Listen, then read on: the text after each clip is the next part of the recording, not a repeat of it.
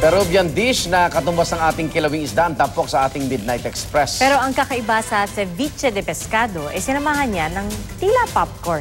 Narito na si Micael Dal. Popcorn na. Mga kapuso, ngayong gabi pupunta tayo sa Peru. Peru, Sergeant Esguerra, Quezon City. Handa na ba kayo? Tara! Ito ang ceviche de pescado. Ceviche ng ibig sabihin ay kilawin dito sa atin. Ang salitang pescado naman ay mula sa Latin word na piscatus ng ibig sabihin ay isda. Sa South American countries, usually they use citrus fruits, yung mga maaasim Mga lemon, mga lime. lemon, limes, kanyan. For this one, we use mahi-mahi or talakitok. Taste So, it. ano pa ba yung nandito? So, you have the fish, syempre yung ginamit yung pang ceviche. Oo. And then, ano to? This is called canchas. It's a Peruvian-style popcorn. We call it popcorn kasi para siyang popcorn, pero it's not... Oo, first time kong makita ng ganito. Oo.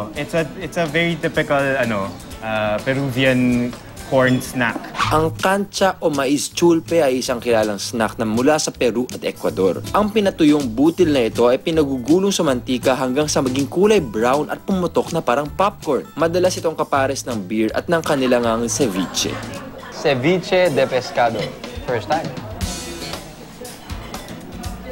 Yung ceviche de pescado, never ko pa naririnig. And now, sa mga sangkap na nakita ko dito, kakaiba rin. Itong canchas, kahit kailan hindi ko pa nakakita to. Siguro similar siya sa, parang malaki siyang cornic na ito. Oo, diba? parang ganun. Pero, I guess yun yung pinakamalapit eh. Okay, pero ito yun. Pag sinabay-sabay mo lahat, sinabi ko parang playground. Kasi ang daming nangyayari.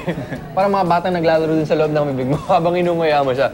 Kasi yung texture ng canchas, tapos yung sweet potato, kakaiba rin. And then yung isda, syempre malambot yun. And then yung corn, hindi kasing tigas ng canchas. Lahat sila iba-iba yung texture, lahat sila iba-iba yung lasa. Parang naglalaro siya. So masaya yung experience siya.